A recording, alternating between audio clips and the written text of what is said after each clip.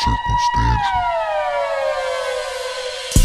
I'm not perfect, God, neither are you.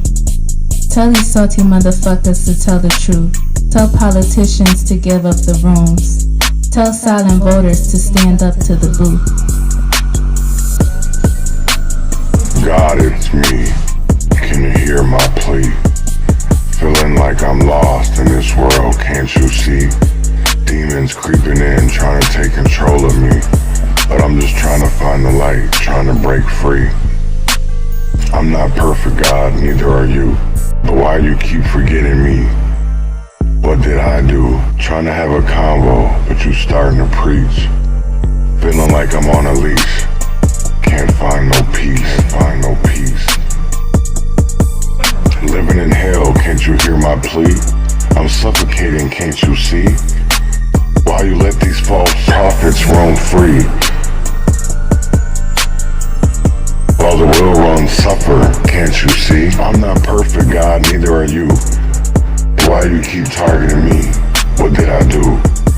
Trying to have a convo, but you starting to preach. Feel like I'm on a leash, can't find no peace. Hardest battles, strongest soldiers, greatest burden, broadest shoulders, pushing up just like these boulders. This conflict like it's water, so this mercy, take my chalice, seeking grace through all this malice. All of these salty motherfuckers could give out. Politics and sinners, they all the same.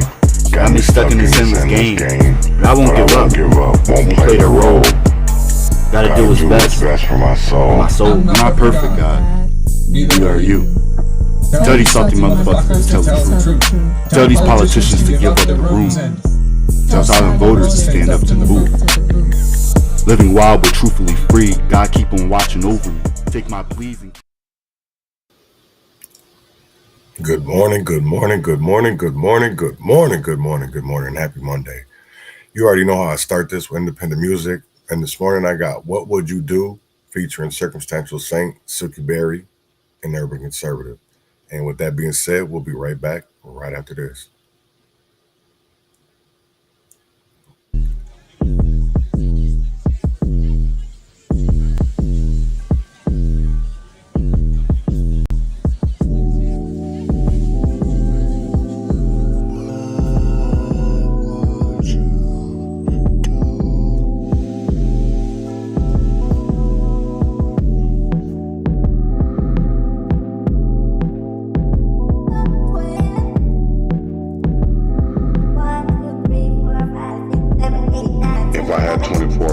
Left on the clock, ain't no sleep, no rest, I'm out here, I'm locked. Look at the streets, the jungle's alive. Every block's a battlefield, where the strong survive, mind heavy, thoughts dark, I'm strapped with ambition, no space for second guessing, I'm on a mission. Minnesota got the air thick, tension so eyes on me, every corner I creep. Windows roll down, but the steel is tough.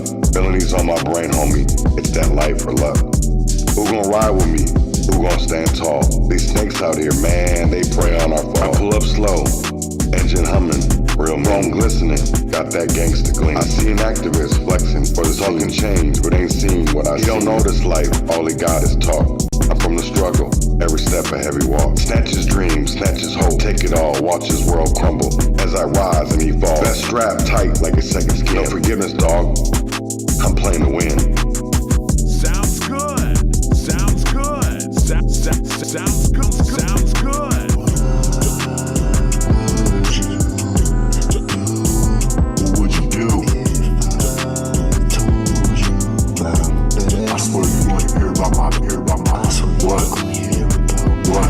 What you gon' hear about my pain? Best believe you will. What you do? What you do? My name.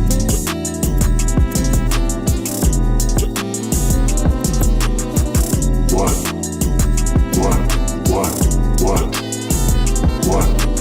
The grinding, pain deep in my soul.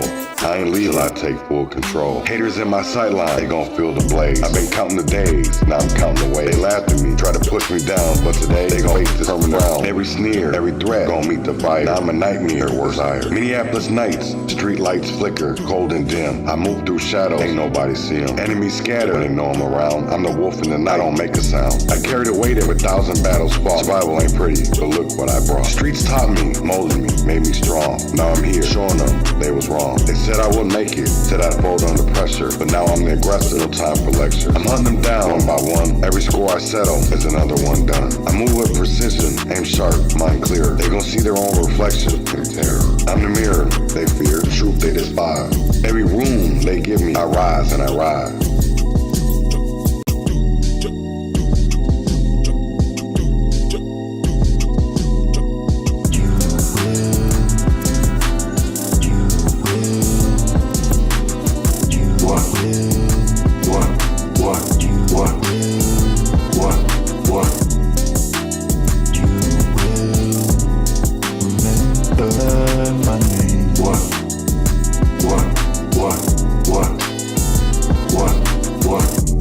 Ain't no glory in this game, just pain and scars. But I'm claiming my throne beneath the stars. I'm the man they ain't never wanna see shine, but I'm taking what's mine, ain't no denying.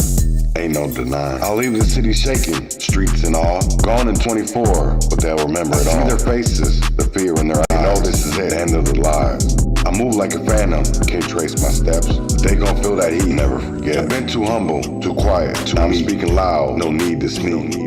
I want them to know I'm the only one they should fear. I'm the ghost in their nightmares, always near.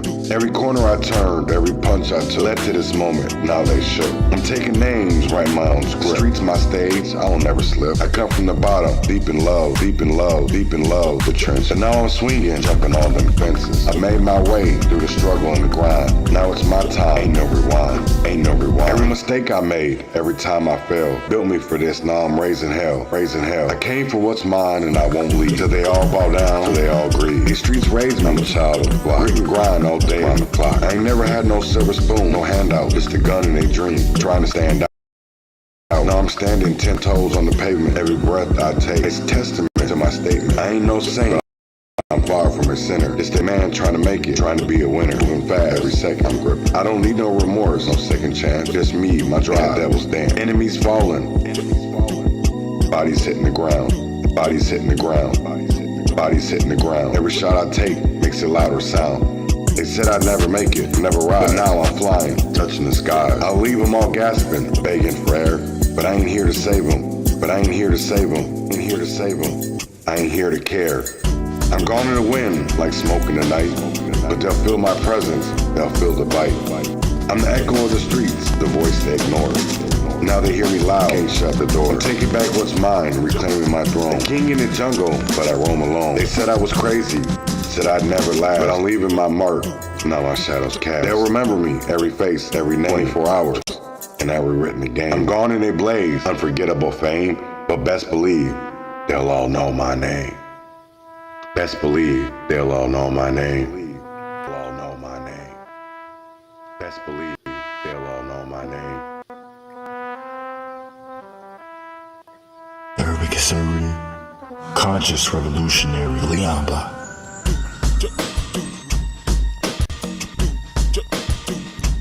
The circumstantial.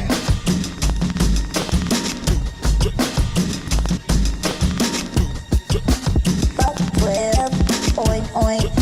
Fuck 12, oink oink. What?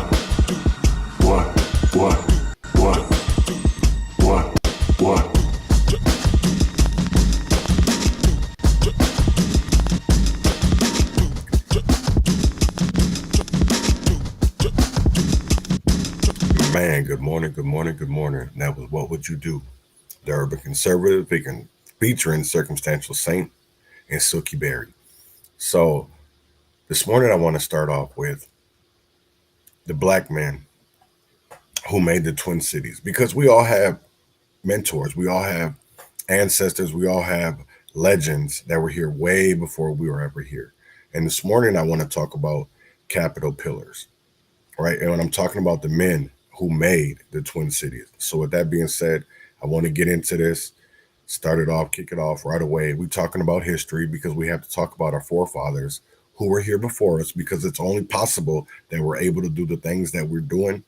It's because of the people before us. So I want to get a better understanding of our mentors, our legends, the men before us. So here you go with the black men who made the Twin Cities, capital pillars. When J. Frank Wheaton became Minnesota's first black legislator in 1898, he served his term in an aging state house. A new capitol was in the works.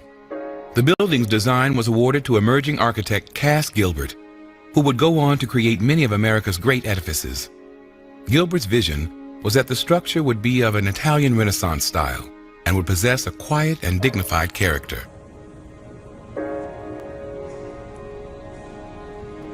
These traits also describe some notable African Americans at the Capitol, quiet and dignified Renaissance men, whose lives would be intertwined with Minnesota's most important building.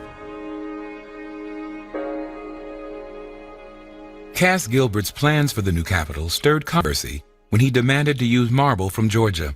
Along with the marble came black workers from Georgia, like mason Benjamin Stevens, who knew how to work the stone.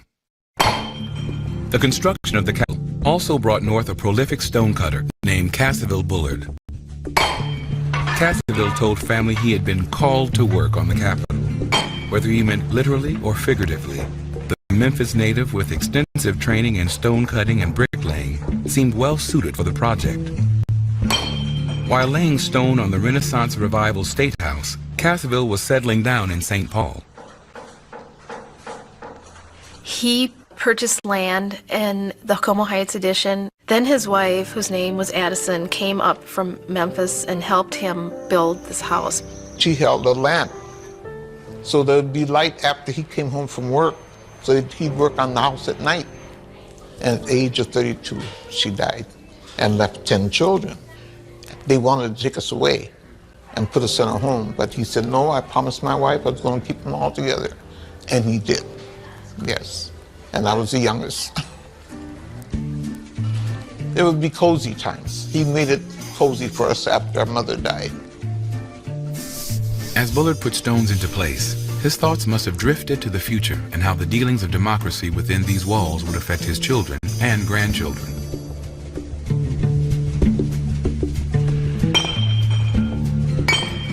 Cassaville Bullard's skills and certainly his work on the Capitol made him a highly sought craftsman.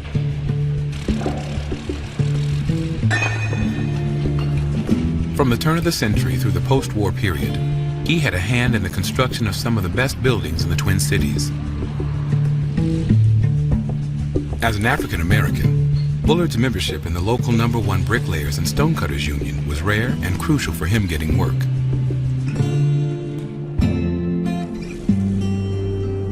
By working on the historic Highland Park Water Tower, Cassaville Bullard rendered in stone the designs of St. Paul's brilliant black city architect, Clarence Cap Wigington. Like Wigington, Cassaville's work wasn't well known throughout the Twin Cities, but Bullard was noticed by an African-American boy named James Millsap, who watched as the black stonecutter helped build the Ober Boys Club building. Today, bricklayers use tools like brick saws to cut and fit the brick. Not Mr. Bullard. He took a brick hammer and knocked off the corners of the brick and laid them. When he finished, it was impeccable. There were no African-American superintendents or foremen, and he encouraged me to strive for those positions. James Millsap would go on to own and operate a construction company, while Bullard set yet another cornerstone for the future. The stonecutter helped install the Vision of Peace statue and did other work on St. Paul City Hall, where over a half-century later, his grandson, Arlie's son, Jerry Blakey, would serve as one of the few black council members in the city's history. While Cassaville Bullard and other black masons helped lay the Capitol stone, in over 100 years, only a few blacks have served in its chambers. Despite this woeful record, African Americans were represented at the Capitol since the day it opened. For over 50 years, Billy Williams worked as an aide in the governor's reception room to 14 different governors. When he was a boy, Billy was the host at another historic building. He and his brother were pages at an 1880 St. Paul Winter Carnival, where he greeted visitors to a magnificent ice palace near the site where the Capitol would be built. But baseball was Billy's real joy. By the turn of the century, Billy emerged as one of the state's best players. Williams' charm was as strong as bat, earning him the nickname Gentleman Bill. Dear sir, kindly name your lowest terms to play in Toronto during the coming season, and you shall have an immediate reply. Billy caught the eye of a number of scouts. But to play in the best pro leagues, Billy would have to pass himself off as Native American. Oh, damn. He did not abandon his race. He said, I'm black, and that's it, and he wouldn't play for them. The year was 1904. I go to state capital. Minnesota's new governor, John Johnson, would soon take office in the new capital.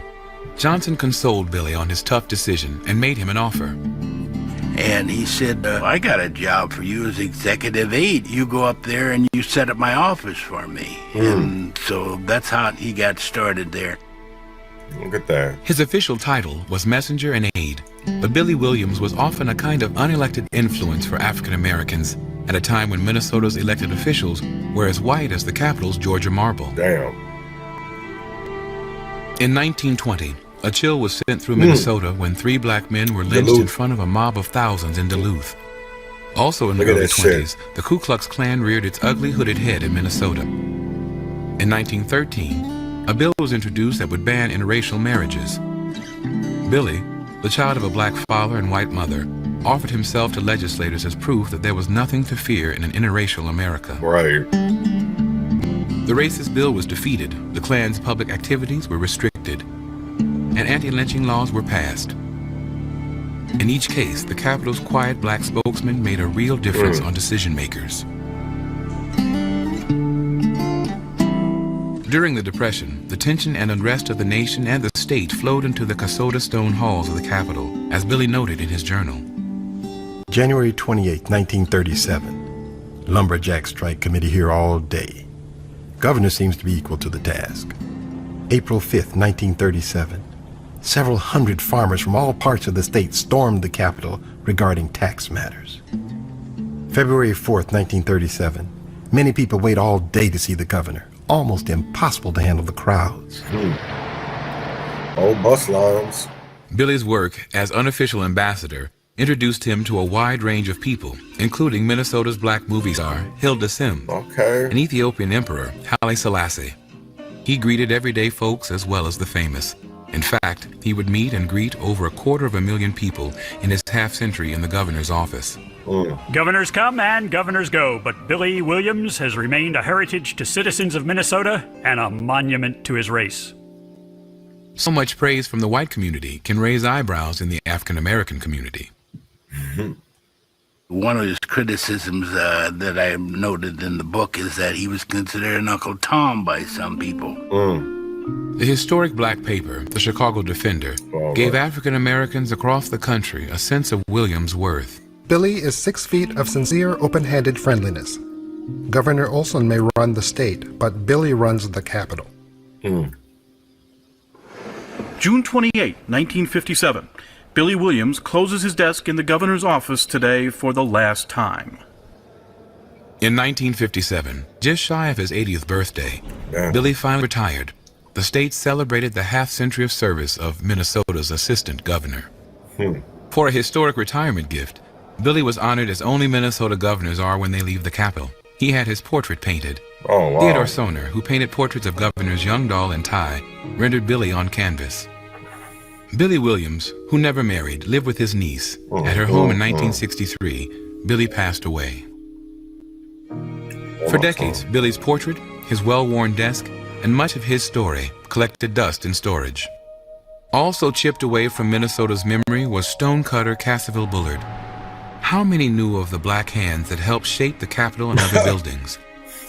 In the mid-90s, Cassaville's youngest daughter decided to right this wrong.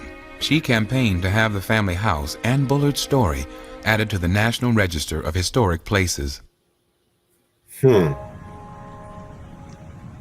Capitol's famous focal point, the quadriga, represents the progress of the state. Less familiar icons like Williams and Bullard are also great symbols of progress.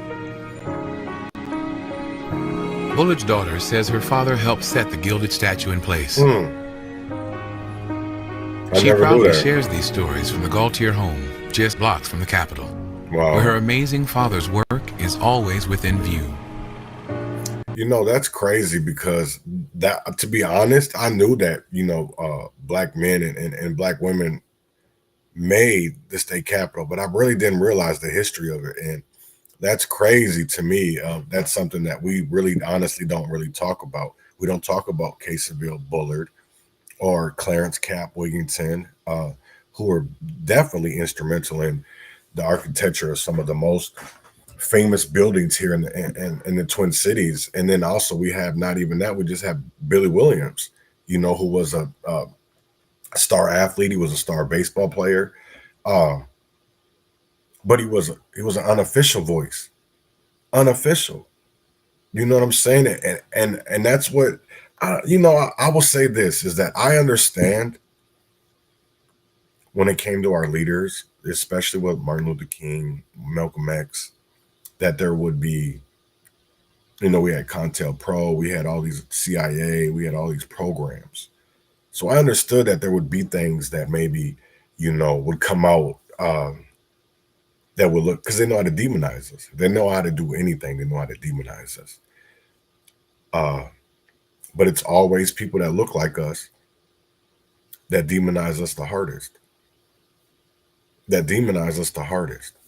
And I do believe that's crazy because, you know, people were telling me, oh, Martin Luther King had a dream. And okay, but what kind of dream was that? Because it hasn't been Black America's dream. It's been some white liberal, progressive liberal, democratic socialist of America that has paved America's way. And honestly, can you really blame Trump? Can you blame Pete Hegseth? Can you blame DeSantis? Can you blame Greg Abbott? Can you blame Kim Reynolds? I talk about those states. They have their issues. I'm not saying those states, Iowa, Florida, Texas. I'm not saying that they're great states. I'm saying that if you look at those states, they're not having the problems that these progressive liberal states are. Look at Minnesota. We're one of our state since COVID has over, and I'm going to show you, they're going to talk about this because something was canceled today. It was supposed to go on at 8:15 this morning, was the fact that we had I could just get into it right now because I was just whatever, but yeah, it's they discussed, actually I will get into this. So over the weekend, Jamie Long and Harry Niska had a whole conversation, and maybe honestly a good one, because it honestly told you what part of the field, what part of the sand the big boys were playing on, if you wanted to consider that. And it made me look at a lot of things. I haven't watched this at all, so I'm gonna watch it with you. And this is really, I always watch everything with you, but you'll see me on screen, is that our leaders, Harry Niska, this is the thing of it is, right? He's talking for 67 Republicans, right? Harry Niska. And then you have Jamie Long, who is speaking for 66. I'm only going to say, I believe it's 66, right? I don't believe it, because I know it's not a tie. They have the Republicans have a majority right now. But Jamie Long. So it's like you had somebody represent us like Curtis Johnson, right? Who didn't live in a district, but you guys say it's a Democratic, strong district. So why not? Why did you promote a person that didn't live in the district? You just believed they lived in the district so that they could vote. The same thing with Nicole Mitchell. You know, it's like, how much do we have to sit here and take before we honestly do something? Because I don't believe this can, from what I know of what happened Friday when the state Supreme Court came back saying that the Republicans didn't have a quorum, that basically nothing was going to be done until after March 17th. And I'm like, damn, well, if you go by the Constitution and some of these people like Bill Glenn and John Justice, I don't like them. You know what I'm saying? It's not that I don't like them. I don't like the way they talk. I don't feel like, you talk to a certain kind and you're totally bypassing a whole population that is out here because you feel like you got a token ass Negro like A.K. Kamara or Walter Hudson. And it's like, yo, there's a whole community out here that you're not even listening to, but yet you'll make jokes about. You'll talk about them to get your needs, to get your agenda across. And that's how I feel. You know what I'm saying? It's like, and I experienced that this weekend. And I think me and Reb Tim Christopher kind of exposed that with AK. You know what I'm saying? It's like, I can see why a lot of people can't stomach, especially in the in Minneapolis. I almost said ghetto. In Minneapolis, in the Twin Cities, that really can't stand A.K. Kamara. And I understand why. It's because all the games that this nigga plays, and I understand it, right? So I want to get into the DFL, GOP leaders discuss what has been going on in the Minnesota House. House, the DFL has been boycotting the Minnesota Supreme Court, invalidates GOP House actions, and the questions just keep coming. Both the Minnesota House, DFL, and GOP number 2 leaders are live in studio this morning. We'll hear from Republican Harry Niska in just minutes, but let's start with DFL leader Jamie Long. Thank you very much for coming in. Thanks, Esme. Good to be with you. I know that the leaders, Demuth and Hortman, had talks yesterday. It sounds like nothing came of it. Well, talks are continuing, but the ask is pretty straightforward, which is that we're asking that the voters of Minnesota be respected. And those are the voters of Shakopee who sent Representative Tabke to the Minnesota House. And those are the voters of Minnesota who sent a tie to the House as well. We're saying when we're in a tie, we should be able to govern together. Let's talk about Representative Tabke in just a little bit, because I know that's a big issue. But tomorrow, will the DFL representatives be showing up at the House? We would as of right now. We would very much like to, but if we show up right now, so it's a no. They're going to kick out Representative Brad Tabke. And last week you had Representative Demuth on the program, and you asked her 3 times if she would agree to kick out Brad Tabke or not. She dodged the question, and that's because it's indefensible. Representative Tabke has won 3 times. He's won on Election Day, he's won in a recount, and he's won in court, and yet the Republicans are saying they're going to kick him out. All right.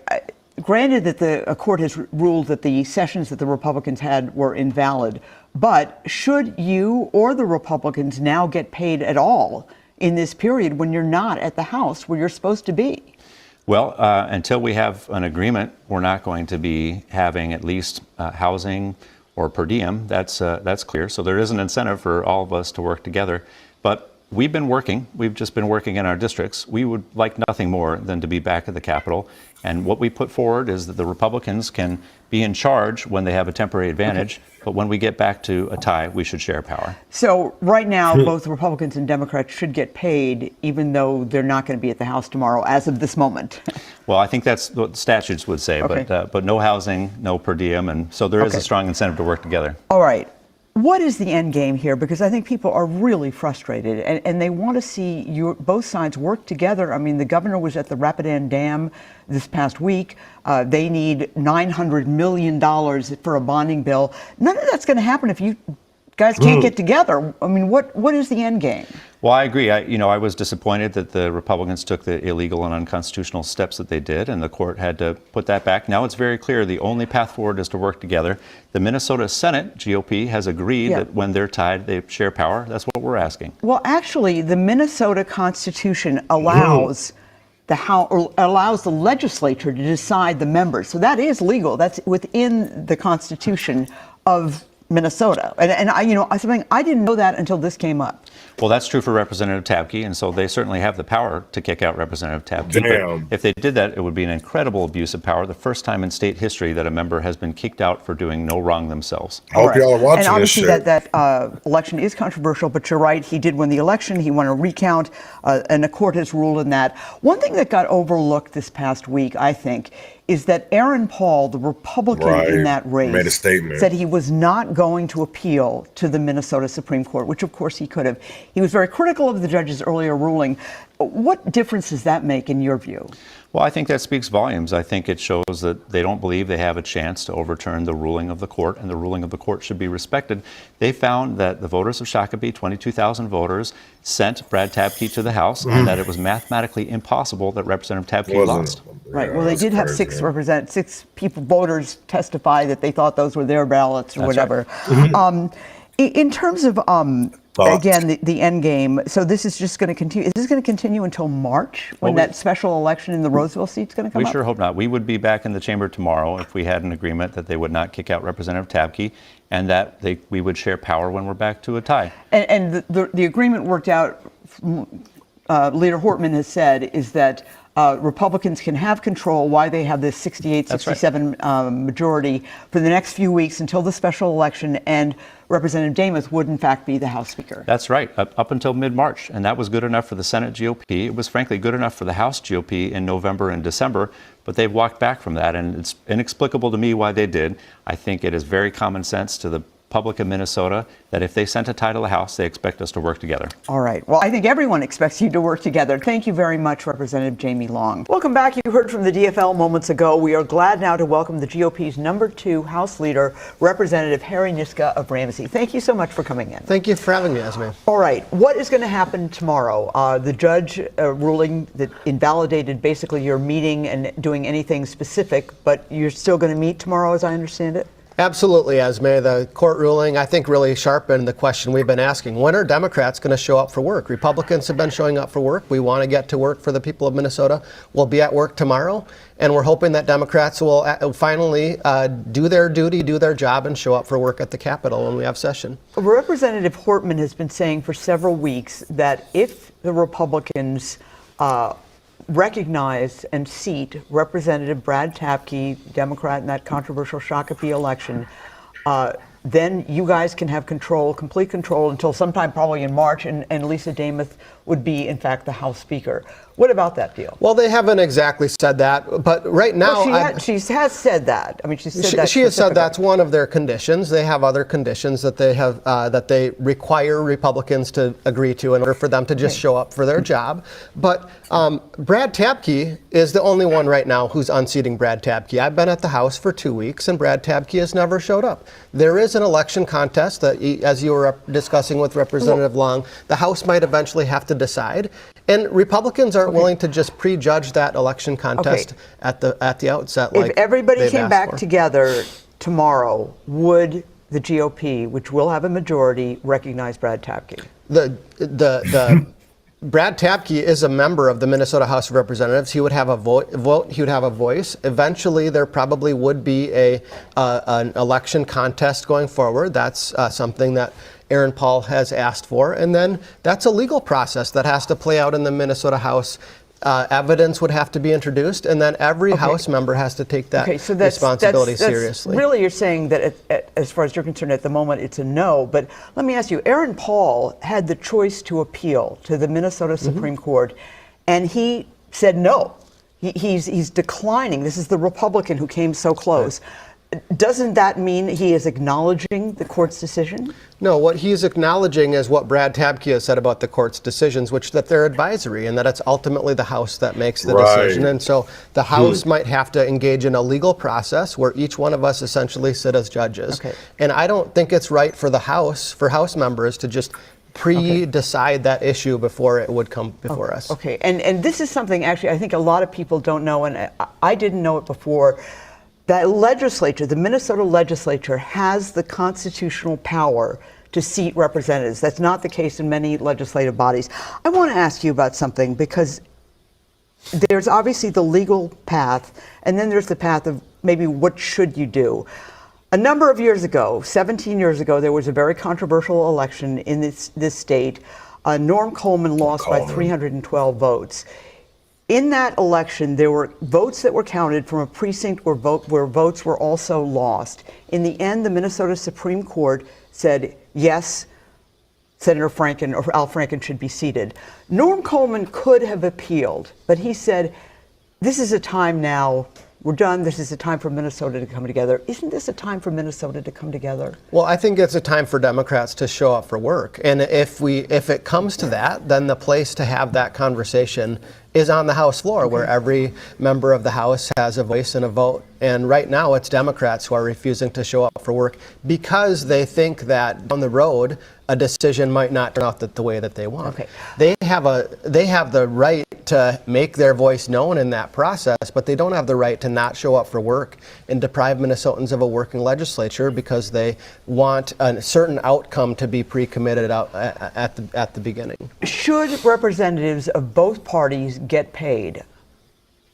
Well, I don't think Democrats who aren't showing up for work should get paid. Every Republican has been showing up for work. And it's only because 66 Democrats aren't showing up for work that the Minnesota Supreme Court has said that we can't do the work that we've been trying to do.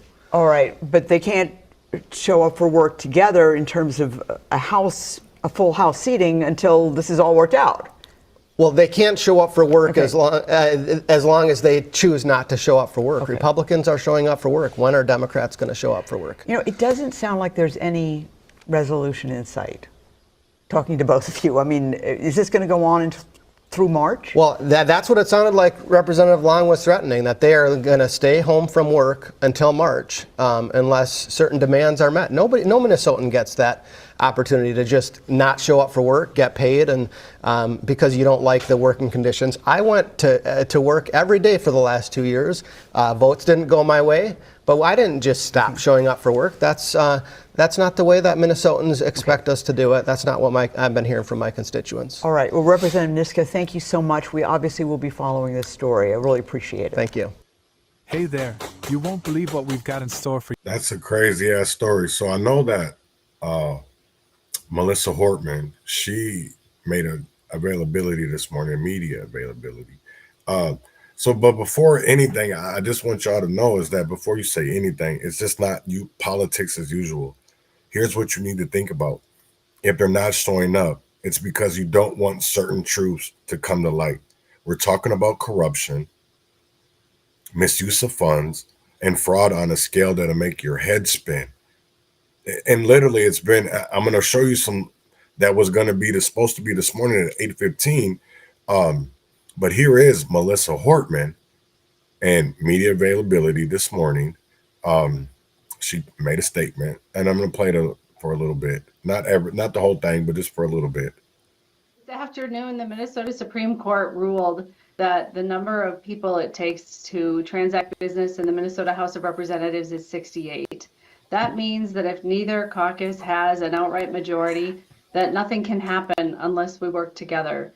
This is what Democrats have been saying since the election, that we need to work together in order to get things done.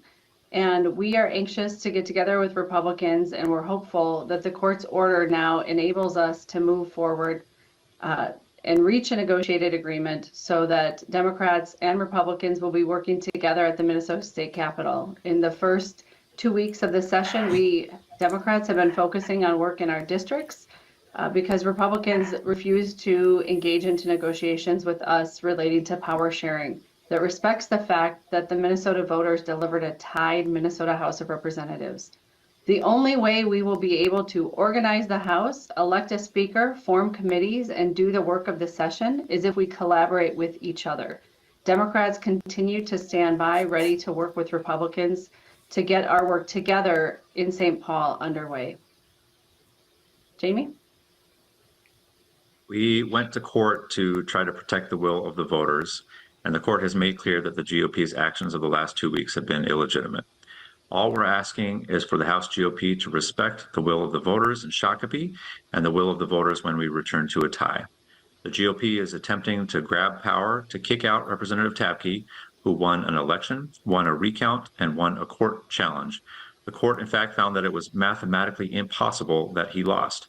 It would be an appalling and unprecedented abuse of power to throw out an election and disenfranchise the 22,000 Minnesotans who voted in Shakopee in November. It's time now for the House GOP to recognize the will of the voters of Shakopee. Representative Brad Tabke won and deserves to be seated and to represent the residents of his district. With that, we'll take questions. First up is Ben Henry with KSTP. Hey, appreciate a few minutes today. With Aaron Paul not challenging, how does this impact your reasoning for not showing up to the Capitol?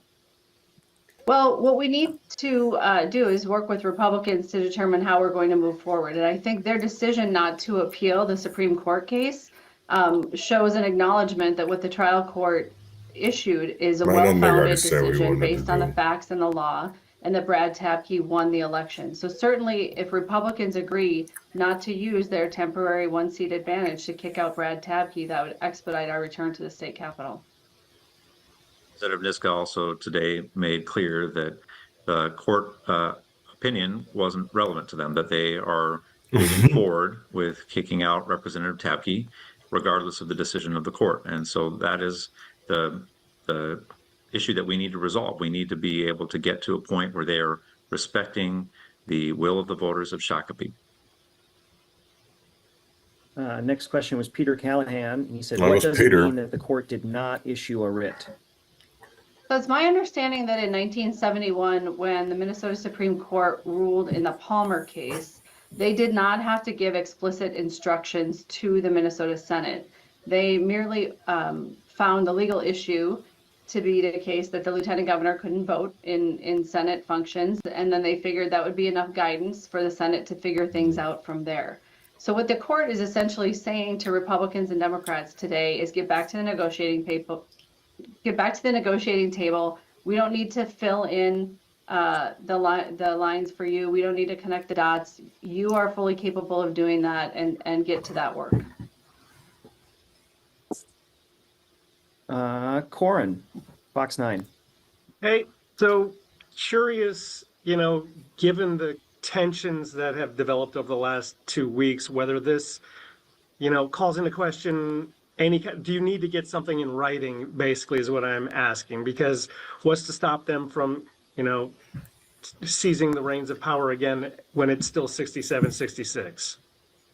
Yeah, all of the deals that get reached at the Minnesota State Capitol have to be in writing. And we really need that assurance from Republicans that they're going to respect the will of the voters and they're going to respect the electoral power that voters gave to Democrats in the last election. So the only power that we have in this moment when there is a one-seat advantage is the power to deny quorum. With regard to tension, Democrats, we're not tense. We want to go to the Capitol. We want to team up and work with Republicans. I can think of all sorts of co-chair pairs that are ready to get going, have continued to be in conversation during this whole time. So there doesn't need to be any tension. We can come up with an agreement that respects both sides, comes up with a win-win, and gets us all back at the Capitol working together very soon. Mary Murphy, Forum. Hi. You may have answered this with Peter's question, and I know you can't speak for the court, but can you give me your interpretation of the unclean hands portion of the order and what that meant to you? No, I can't interpret that for you. It's a very short order. I think the reason why the order is very short is the court gave us the most critical information that we needed, and that is that a quorum is 68. In other words, we can't do anything without each other. The rest of the court's reasoning we'll see later when they issue a longer written decision. It's also clear that because a quorum is 68, that means that anything that happened after Secretary Simon determined that there was not a quorum was illegitimate and not legal. That means all of the so-called committee meetings that have happened. That means the so-called committees that were organized. That means the so-called election for a presiding officer. Damn. None of that stuff is valid. It's valid. We have to figure out together how we're going to move forward. Michelle Griffith. Wow. Hi, thanks. And my thing of it is, I don't honestly believe people really know what's going on. You know what I'm saying? You're having a bunch of words instead of being actually told the truth. You're giving word salad. And I want to go over the fraud and waste tracker, because this is one thing that was supposed to happen this morning. And now that I'm hearing Michelle Hortman, she's saying it's, and Jamie Long saying it wasn't legal. So that's really wild, because there's been a lot of committee hearings going on lately in the House, but only one side.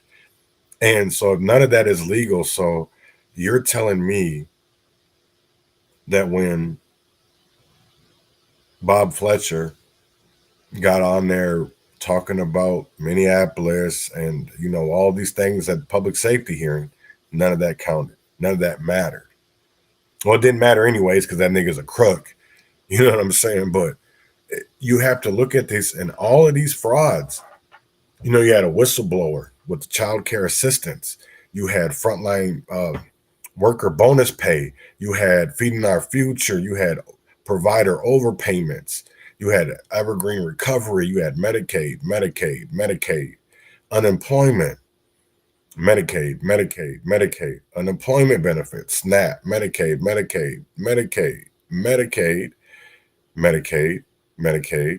futuristic management group, Medicaid, unemployment. That's crazy. You see all this and look at how much that total is. That's such a low, I'll be honest with you, that is such a low ball amount, especially when it comes to Feeding Our Future, because when Feeding Our Future first came out, they said they had 444 million that had gone missing. Now it's only 250. So I can honestly tell you that it's way bigger, and we're not going to recoup a lot of this money. So when we see our communities the way that they are, this is the reason, because we allow this. We allow these scams, this fraudulent behavior to continually go on, because at the end of the day, you never bite the hand that feeds you. And most of the community is fed by niggas that are fed by the city, are fed by the state to look the other way. You know what I'm saying? I've seen all kind of things of niggas wanting to protest and boycott Target, Costco. What do y'all want to do? Because when people were saying these things about Target, they were only making these niggas like Tabitha Brown a token. Instead of, honestly, it was never about supporting Tabitha Brown. It was never about supporting Black business, because y'all niggas were never supporting these before then, before George Floyd. And that's the only reason why DEI, I see, and it's the one crazy part, is you go on Facebook and you see people, oh my God, they're getting rid of the DEI. Oh my God, they're getting rid. Man, listen, y'all niggas weren't paying attention. You weren't paying attention to what's going on around you. And that's sad as hell. It just shows me that we have a bunch of blind followers in our community. And honestly, people don't know what is right and what is wrong, because you have so many people that it's like how we talk about law enforcement, bad apples. So if these nonprofits are getting money and our communities are only getting worse, wouldn't you think that's the roots of bad apples? You didn't think that those bad apples came from a badass root? Because that root has been, it's shook. It's nasty. There's so much bullshit. We've seen Evergreen, Kairos, everything that is to do with making sure that our community is thriving is getting misused. And the crazy part of it is, and I talk about this all the time, is that political fraud and waste is legal. We have to make policies, because I will tell you like this. I'm somebody that, you know, I don't know about all these other motherfuckers. I'm from Minnesota. I'm from Minneapolis. You know what I'm saying? So when you get on certain people talking about this or that, especially in Wilmer, I've been to the youth lockup there. I've been up there. But you're going to have a lot of individuals that don't know what you're talking about.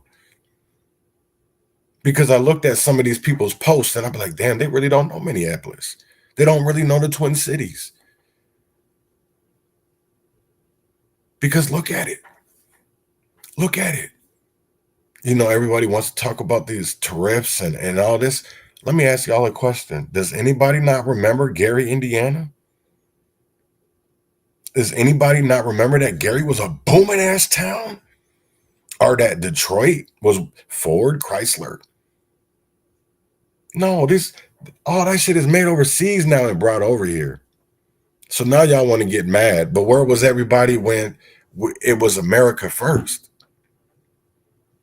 Because y'all wanted more money. Y'all wanted more money. So motherfuckers just left. That's why you see what's going on in Iowa. Niggas want more money. Because you have these liberals and progressives that want to take care of these, that think it's in the 14th Amendment, is that we take care of people that were born here, and they're because they were born here and their parents are here illegally, or they misused their visas and all, they should be here. No, fuck that. I'm glad. To be honest, I'm not even I'm glad, because it's making niggas look at stats. It's making motherfuckers look at data, and niggas ain't wrong. And, right, just like V3, just like V3, just like V3. Right. The whole house right now is crazy, and I'm going to be honest, it's crazy. Because to me, you're having individuals that don't want to look in the mirror and say, you know what? And that's what's going to happen, is people are going to look in the mirror. Because both sides, this is the whole thing. I'm starting to feel like this was all a mind fuck. This was all a mind trick between the Republicans and the Democrats, right? Because they posted that this was going to be this morning at 8:15. Why is it every time we talk about waste, we talk about fraud? Niggas don't want to hear that. Y'all want to hear about motherfuckers twerking. Y'all want to hear about Sexy Red.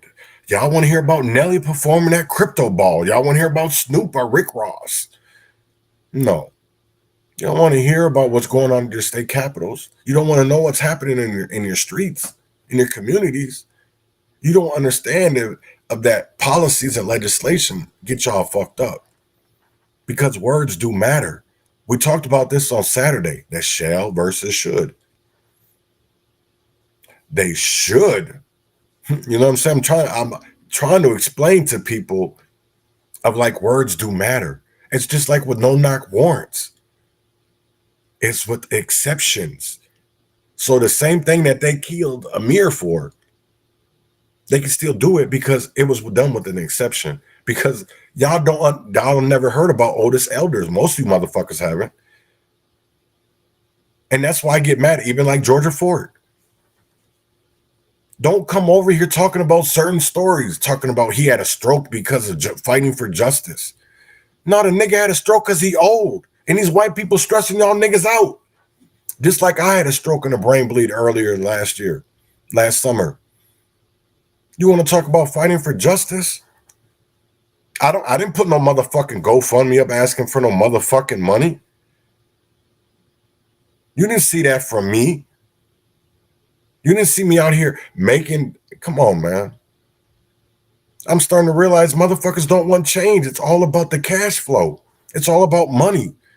Because you just heard between Jamie Long and Harry Niska that there's a $900 million bond that needs to be done for our infrastructure. And they're not even at the fucking table talking about it.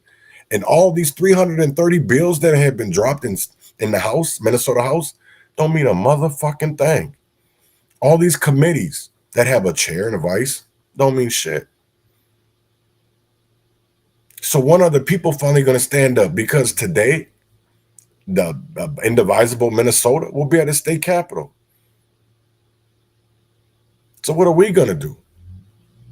Everybody's worried about ICE, ICE, baby.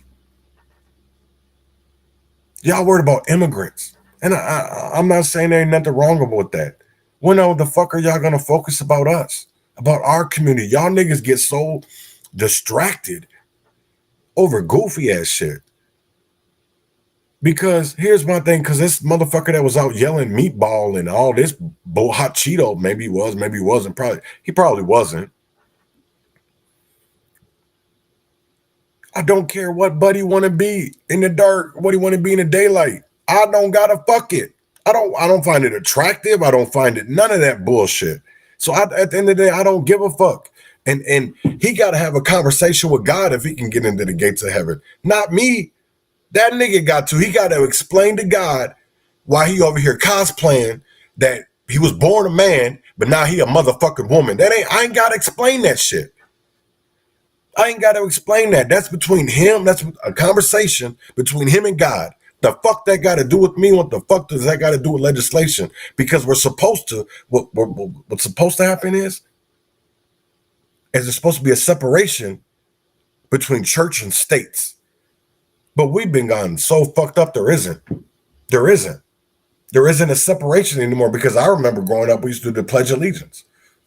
You don't do that no more. A nigga became the president and didn't have his hand on the Bible.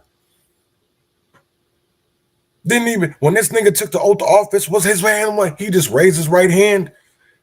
Here's the thing of it is, man. I just had court last week, right? I had to play, whatever, my hand wasn't near no Bible. So it really wasn't like, if there's nothing, here's the thing of it is, if you're not swearing to God, niggas get up here and lie. They get up here and lie. So then I thought about it. So if niggas out here making promises, put your right hand to God and your left hand ain't on the Bible, how's that a promise to God?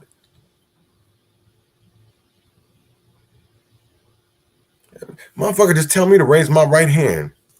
So now I understood why when motherfuckers go to court and they got to go up here and you tell the truth and nothing but the truth, so help you God. I can see why motherfuckers allow all these lying motherfuckers up here, because half the time these niggas ain't even giving Bibles. They're not even giving Bibles. So who they swearing to? Swearing to they dick? I swear to God, this shit crazy, man. I still don't understand this. And maybe, I don't know, maybe it's not for me to understand, but you know, that's one thing I want to read, a document that Bill Glenn was going to read this morning. It was selected fraud and waste tracker spreadsheet. Committee members, you will have received a document labeled American Experiment Selected Minnesota Fraud and Waste Tracker. It catalogs 24 examples totaling more than $550 million of fraud and waste against state government dating back to 2019. It is not a definitive list or total of all fraud and wasting occurring over that period, which easily could reach into the billions of dollars. Yeah, because they're only focused on certain parts, not focused on violence interrupters or, you know, all this other bullshit that you can do shit with waste, because they're so worried about Somalians, or they're worried about, because honestly, that's what it's been. You know what I'm saying? And I think when this trial, I think it starts today, I believe, that maybe it's tomorrow. I don't know. I know there's a trial coming up with Feeding Our Future, and Amy Bach is a part of this group. And I know Mayor Frey and some other motherfuckers at the city is on the witness list. So I do believe some more shit's going to come out. No such definitive list exists, and no one in a position to create one has any incentive to do so. Nor does the tracker include obvious government scandals during the period involving massive government waste, such as Minshore, Minlars, and the Southwest Light Rail project, to name just a few. For the most part, this list tracks examples where groups of individuals or corporations for nonprofit have organized to defraud state government on the industrial scandal. For dollar estimates, I have relied on third-party figures from prosecutors, U.S. Attorney, Minnesota Attorney General, and the Office of State Legislator, Auditor, OLA, and other government agencies. Most of the examples involve programs overseen by the State Department, by DHS. The most egregious example, of course, is Feeding Our Future. We all know that one, right? We all know that's the big scandal by the State Department of Education. The second courtroom trial, federal court, in the sprawling scandal will begin on February 3rd. So it's coming up. That's with Amy Bach. Some perspective, Feeding Our Future, is only one of the many nonprofits, but the biggest involved in free food fraud during the 2-year period from 2020 to 2021. Using figures from the OLA and MDE, I calculated during the peak period of the scandal, year 2021, just Feeding Our Future, a single corporate, received 42% of all the money distributed that year by MDE for free food for hundreds of nonprofits. Damn, that's 42%. Damn, that's a lot of fucking money. Add in the next 2 largest nonprofits shut down for noncompliance, and that total rises to over 2/3, 70% of all the money going out the door. 2 other things I'd like to highlight in reference to the tracker list is the online publication Minnesota Reformer has documented about half of the Feeding Our Future defendants had other state contracts where they continued to receive millions of dollars in payments from state government even after the scandal broke. Services include, but are not limited to child care, adult daycare, autism clinics, and personal care assistance PCA programs. The PCA program, by its nature, poses a significant oversight challenge. There are between 100,000 to 200,000 people registered to provide services to some 40,000 clients and a $1 billion annual program. Damn. And then you look at this shit. You look at the fraud. There's so much. It's ridiculous. And it just makes me wonder of like what the hell. And then the whole crazy thing is, so there was at the Senate last week, there was a hearing, right? So Jody from DHS came up there. I know y'all probably don't know who Jody is, but she leads DHS, right? And so an insider is claiming that systemic issues in addressing fraud, because I would bet that 90 to 99% of offenders didn't just commit fraud once. They've done it multiple times because they got away with it, the source said. And there are thousands of cases from 2021, 2022 that haven't even been touched. That's a motherfucking shame. And now I see why there's such a struggle in our houses, because we can't get shit done. Right? We can't get shit done. And see, that's the thing of it is they put racism and all this other shit so they could, COVID came around where everybody got sick and died. And, motherfuckers still getting sick to this day. You know what I'm saying? We see that the hospitals getting overran with COVID and all this goofy ass shit. But it really makes me wonder of like, there were so many programs that we never did shit for, right? We never did shit. We never did shit for. And why is that? I don't know. And I honestly feel like a lot of people play such a big part in this, like especially when it comes to our elected officials and in our police associations and all that shit. There was so much fraud. I think everybody had their hand in it. You know what I'm saying? I honestly believe if you're not grassroots, because I can tell you this, is that almost damn near everybody out here has taken money, some form or fashion. And there's not many people like Reverend Tim Christopher. There's not many like Marcus X. Smith. There's not many people like Chaz Neal, like Robert Johnson. You know what I'm saying? There's not many people like that. And we have to go up against organizations like BLM, like the NAACP, the Urban League, and elected officials. Doesn't matter if they're Republican or they're Democrat. I get along with Republicans because of the fact they call out the Democrats. But then when I start calling out their colleagues, their buddies for doing the same shit they're calling out these other motherfuckers for, then they dislike me. They dislike me. And I still to this day don't understand that. It's because how can you call out somebody because of their political view, but then yet sit across the same person and don't say shit to them about it because y'all have the same political agenda. Y'all talk about Jeffrey Epstein and all this child trafficking, but yet when you bring up Minnesota's Republican activist, Anton Lazaro, who was labeled Jeffrey Epstein Jr., but in Minnesota, then you niggas want to get quiet because most motherfuckers never gave their money back, never gave the donations. Because this is the thing of it is, if they did, where would they be? I honestly want to know, because there's a lot of motherfuckers that never gave a dime back for Anton, the donations. Because I would tell you like this, and it's been brought up before. Look at the time where Anton Lazaro worked for Lacey Johnson and see how much money he brought in. See how much money Lacey Johnson brought in and still didn't get anywhere near close to beating Ilhan Omar. Didn't even get nowhere fucking close to beating Ilhan Omar. And that's fucked up. That's crazy as hell to me. That's crazy as hell, right? So I want to talk about something else, right? I want to talk about, I'm naming this it's a breakdown section of AK Kamara.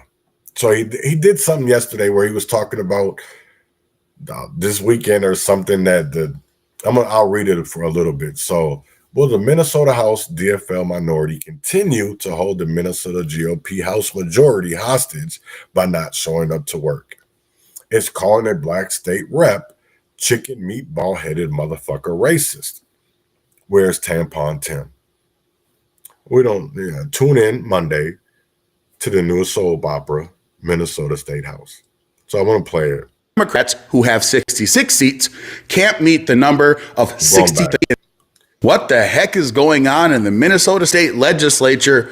Part, I guess, 3 or 4. If you're watching this video and you live in Minnesota, do you support tyranny of the minority? Holding hostage the business of the people of Minnesota because you don't have enough votes. Earlier today, the Minnesota State Supreme Court issued a ruling on an issue that was brought forward by Secretary of State Steve Simon, along with some other Democrats in Minnesota that we call the DFL. Republicans opposed the issue that they raised, which was, what is a quorum? Now, to kind of break it down, we have 134 seats in the Minnesota State Legislature. But right now, because of a special election, because Democrats literally got caught cheating, there's only 133 total available seats. So that means that Republicans, who have 67 seats, and Democrats, who have 66 seats, can't meet the number of 68. So Republicans said, well, technically, there's only 133 available seats.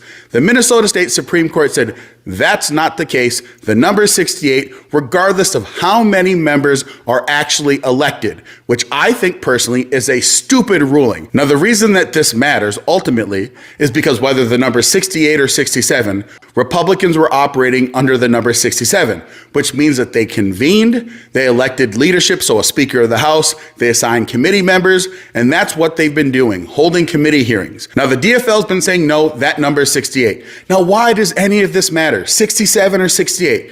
It's because the DFL, they've been boycotting by not showing up. Because the truth is, if one member of the Democrats showed up, one of the 66 current elected members showed up, there would be a quorum. And guess who has a 1-vote majority? Republicans. So if one Democrat showed up or all 66 showed up and everyone voted, all Republicans voted together 67, all Democrats voted together 66, Republicans would still be able to elect a Speaker of the House, assign committees, and business would continue. But that's not what the Democrats want. They are holding the current state house hostage. By not showing up, they're saying, aha, see, you need 68 members. And we're not going to show up unless one of two things happens. The special election is held to fill that 1-seat vacancy, which actually is not going to be held until March, or Republicans agree to share power, meaning that they can't just vote straight line and say, here's who our Speaker of the House is, here's the committee assignments. They literally don't have the power to do it by purely voting, so instead they are going to hold the state house as hostages until they get their way. Are Democrats going to continue to boycott and hold the legislature hostage? I guess we'll have to tune in and find out next week. Yeah, so that was AK. and I want to get into more of what he talked about, because I don't feel like people honestly fully understand, right? So I did some digging myself, right? And I put up a few posts. Nobody really answered. I wrote this of how AKs saying that Amber, whatever the hell their name is, was being racist, right? And I'm like, wait, I don't man, that's some high school ass shit. So I had to think about it, right? So black, I don't even think has anything to do with his color. But as the person said, said it before all this, what he said. When you think of a meatball, do you think of chicken or beef? If you polled 100 Americans, I bet 100 of them say beef. Just saying, man. I get your point. This Rep Tim Christopher. He said, I get your point. I took meatball head as being because he did not have any hair. Nothing racial about it. Thank you. I didn't either. Didn't think nothing was racial about it. He specifically said, this AK said chicken meatball headed motherfucker. I heard a very heavy racial tone in that statement. I don't know. Maybe, I don't know.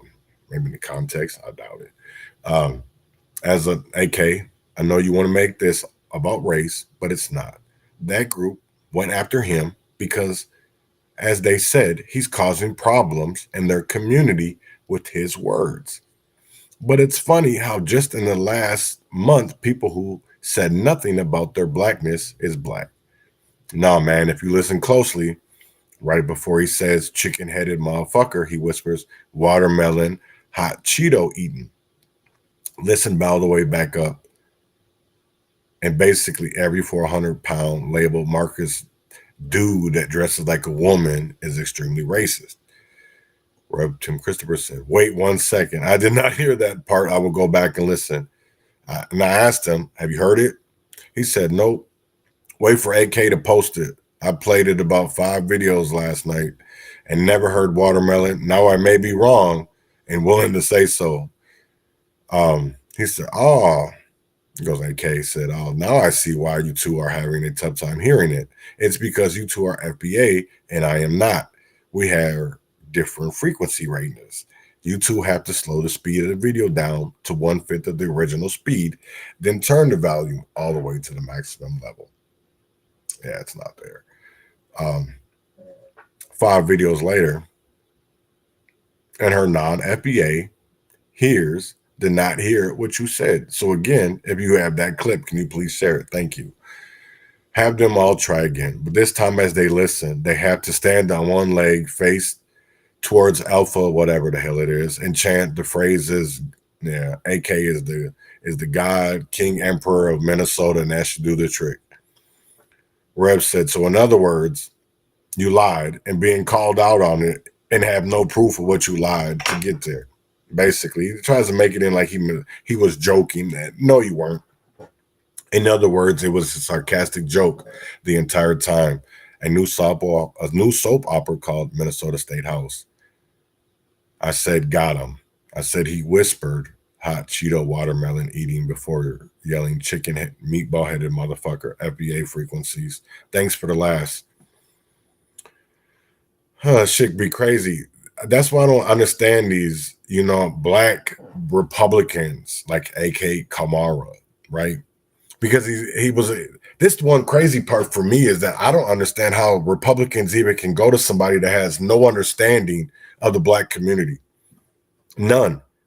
Because he grew up in Devil's Lake, North Dakota and calls himself black? No, he's not black. This nigga has nothing. He talks white. Or 4. If you're watching this video and you live in Minnesota, do you support tyranny of the minority? Holding hostage the business of the people of Minnesota. This nigga's a weirdo. And I'm going to say it again. The only time this motherfucker ever comes around, he ain't never been over north. I ain't never seen the nigga. Anytime that I ever met him was at the Somalian Republican dinner out in Bloomington and over south at the Republican GOP house. That was on Park Avenue. Otherwise, I ain't never seen this motherfucker nowhere near it. So just like how everywhere else has issues when it comes to the black community, right? You have the cosplayers like AK Kamara, who sees themselves as I don't know what the fuck a hotep nigga is, but they a bitch ass nigga in my book.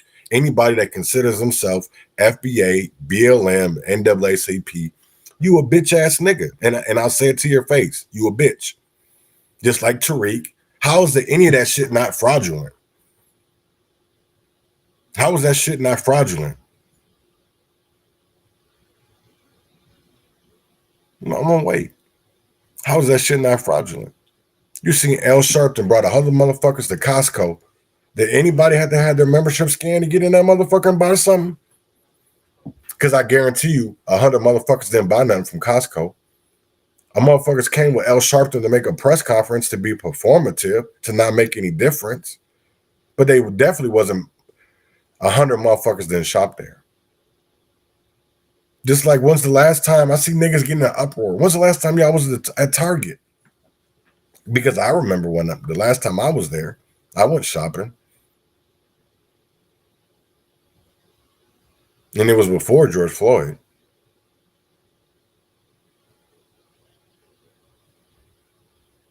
We've been asking y'all when all that shit came out about them doing surveillance. And some of the, especially in Minneapolis.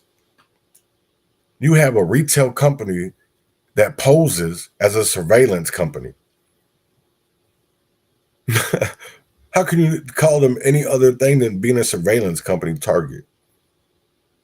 But yet y'all want to go over there talking about boycott. Should have been boycotting them. I don't understand these motherfuckers, man. I don't get it. I honestly, I don't get it. It's because, the same thing came with Starbucks. I'm out here protesting, fucking up my rights to be constitutional, be free, and yet people that allow prison slavery, because there is prison slavery. There's a lot of innocent people that are behind bars that don't deserve to be there, but yet we allow it because people are afraid of the system because they get paid by it. Ain't nobody willing or risking that they get paid over $100,000 a year from the state. Why do you think these motherfuckers walk around here with never broke again shirts on again? They flaunt it in their face. They flaunt it.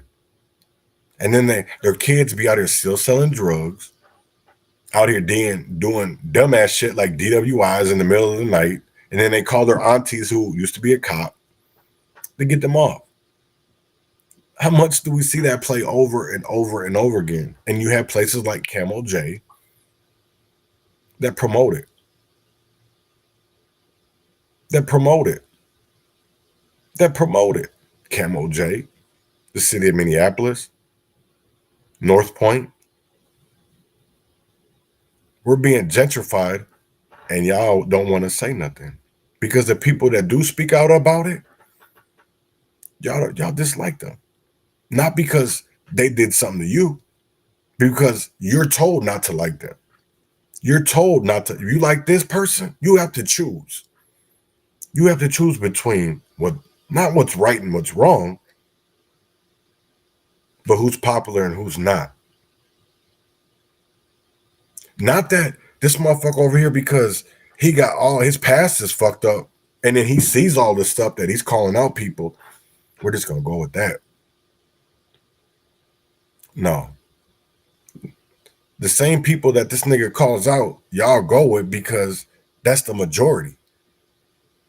Doesn't make that's because y'all over there saying that it's right and you're the majority. That does not motherfucking mean it's right. And because there's all people over here standing that's saying, hey, they're not right. So why are y'all standing with them? That's the whole same. Where's Jill Stein at? Where's Cornel West? All these people that ran for president, where are they at? California had fires.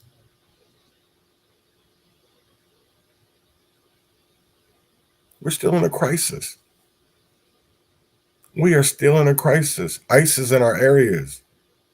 Not that I don't care, man. Listen, if they're going to pay somebody to turn one of these motherfuckers in, call me. Mr. Telephone Man, there's something wrong with my line. Yeah.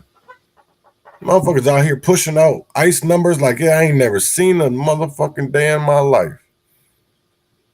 I ain't never seen that. Motherfuckers talk about fuck the police, but then, hey, ICE, baby.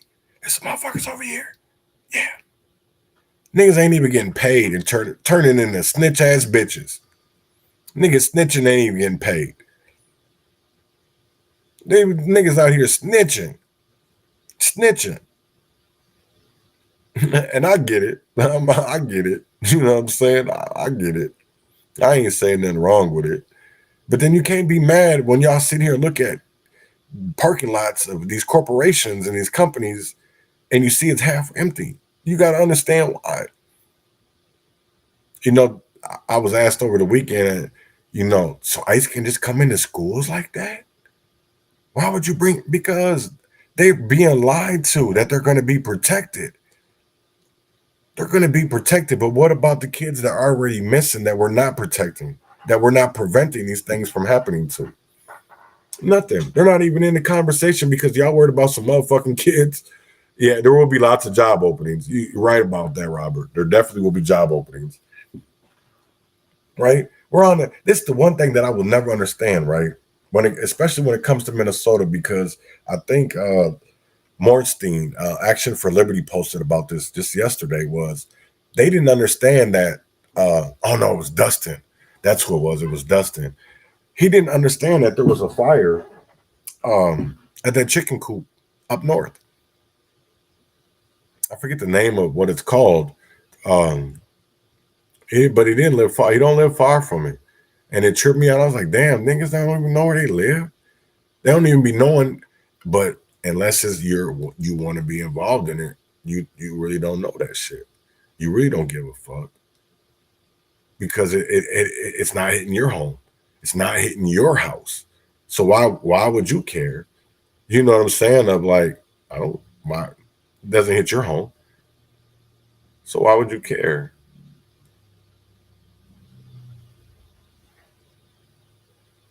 Hold on, I want to show y'all something. I might be in my replies. I think I posted it. I don't know though.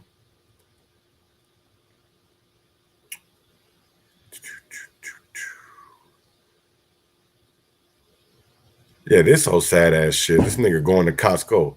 Nigga, nobody. Okay, hold on.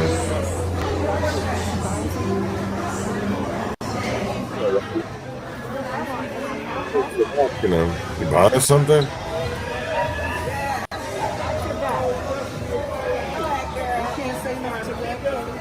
This shit crazy.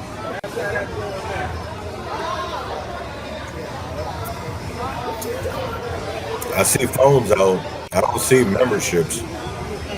I don't see memberships out. I don't see memberships getting scanned. Motherfuckers asking like, this shit crazy to me. I don't understand it. You know, just like it didn't last that long. Just about the Tuskegee Airmen. They earned that shit because of the shit they had to go through. Nobody made legislation for them. So it was right to give it back to them. And I want to thank you, Pete Hegseth. How can you call these people racist when they just want to do the right thing? They just want to do the right thing. Because who benefits? Who benefits? Who benefits from this? Not us. I'll be damn it ain't us. You know what I'm saying? It damn sure ain't us that benefits.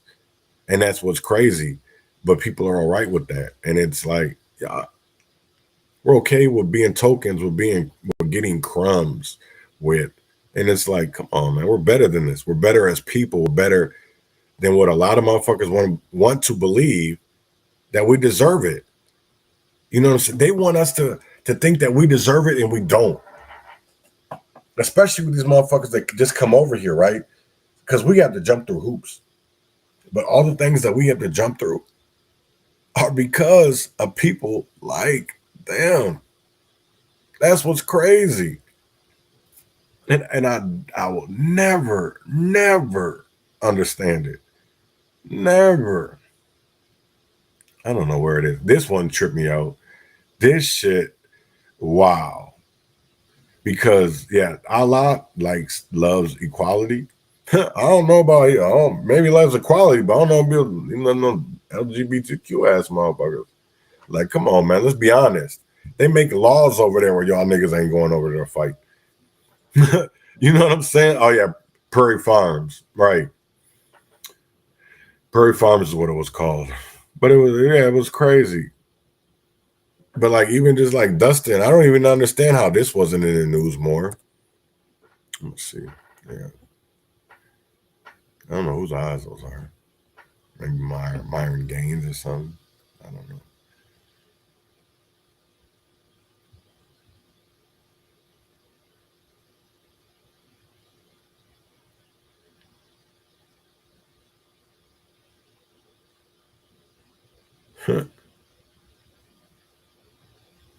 Yeah, this shit crazy. I don't know. There was a big ass fire though. Maybe it was just. Oh, there it goes. Right here, yeah. This happened at Forsman Farms in Howard Lake just after 5:30 Monday morning. Authorities said that the fire was contained to just one barn. While there were no injuries to any of the workers there, authorities said that's one barn. 100,000 hens died. Fire crews do not believe that that fire is suspicious. Damn, that's crazy. Yeah, he said Howard Lake is just down the road from me. It's crazy how shit goes on and motherfuckers don't know, or we be so caught up in our own worlds that without paying attention to what's going on around us, we don't know what's going on. And to me, that's sad. Because you have everything. There's no reason for anybody to be like that. No, to honestly be like that anymore. And it's sad as hell because, yeah, I don't get it. So I want to show y'all this before we go into the last little segment. So a situation happened over the weekend where somebody was snowmobiling. And he was dressed like a Klansman. He had a Klansman hood on in Virginia, or not Virginia, International Falls. So they call it, what the fuck do you call it? The Iron Range. So I just thought it was a little not hilarious. And yeah, it just shows stupidity in my eyes. And it just shows how stupid people really are. And you're not very articulated, you're not very educated, because when you're educated, you do better. And this nigga obviously didn't know to do any better. So watch this. Hey, get that shit off your head. The fuck is wrong with you? Go. We're not serving you. Go. Go. Go. Damn, that's crazy. I don't know what the fuck kind of shit that is. It's not okay. Right. That shit? Damn, that's crazy. I'm dead. This nigga totally out here. Oh, he's still getting gas. That's wild. I don't know he was. I thought he was getting gas. Nope. That's wild. Damn, I can't believe that. I don't know where. I know this was International Falls, but it just shows you, man. Like, people don't care because they're not educated. They're not educated to give a fuck. So why wouldn't you literally have people? It's because we have people like AK Kamara who gets on here and thinks that it's okay to be like this because he doesn't see a problem with it. Even though that Democrats, this is the one crazy thing is that nobody wants to talk about, is that a Democratic leader started the KKK. Started it. A Democratic leader, a Southern Democrat, because there was Southern, there was a difference. Just like right now you have progressive Democrats, you have liberal Democrats, you have DSA, Democratic Socialists of America, but they're all under one faction, and it's the DFL. Just so Southern Democrats, Northern Democrats. Just like in Red Wing, when I used to talk about all the time about the two papers in town. One loved this white man because how he looked at black people, how he talked about black people. He thrived off it. He thrived off it. He got money. So he was sensationalist about it. Just like how these niggas are nowadays, right? So it trips me out. But I want to get into this ICE, right? Because it is the fear and it is the economy. And you probably are going to see a lot of fear mongering going on when it comes to ICE is in your town or in your city. And we don't know. I know a lot of individuals live in places that have sanctuary status. So your law enforcement isn't going to be helping in the least bit. And to be honest, that's pretty much, I believe all of our faults. And that's, because elections do have consequences. And I honestly do believe this is our fault. And this is something that when you're not paying attention to what's going on around you, shit happens, right? Sure. Thanks, guys. Well, the crackdown. So, oops, I hit the wrong button. So I want to go into is that ICE talks about over 1,200 migrants were arrested this weekend in different raids all over the country, all over the nation, right? So I want to go into this. It's Fox News, and it's about almost 10 minutes long. So I want people to listen and put your thoughts in the comments in the section. You know what I'm saying? Let's have a conversation. Everybody has a voice, and let's use it, because I'll tell you like this: your story can only be your glory. I'm going to say that again. Your story is your glory, because nobody knows your story like you do. Sure. Thanks, guys. Well, the crackdown is coming into focus under President Trump's direction. ICE is racking up thousands of arrests, and this as we enter week 2 of Trump 2.0. Good morning. I'm Dana Perino. Bill is off today. Good morning, Sandra. It's great to be with you, Dana. Thanks for having me. I'm Sandra Smith. This is America's Newsroom. It was a busy weekend for sure for ICE, the agency arresting nearly 300 illegal immigrants on Saturday alone and nearly 1,000 on Sunday. ICE also lodging nearly 800 detainers, which means there is probable cause to deport. And according to border czar Tom Homan, this is only the beginning. Yes. But you're going to see the number steadily increase, the number of arrests nationwide as we open up the aperture. Right now it's concentrating public safety threats, national security threats. That's a smaller population. So we're going to do this on priority base, as President Trump's promised, but as that aperture opens, there'll be more arrests nationwide.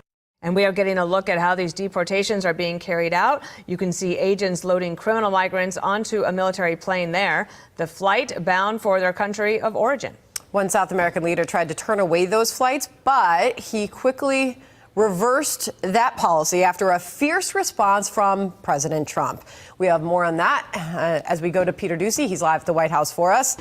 What a weekend it was, Peter.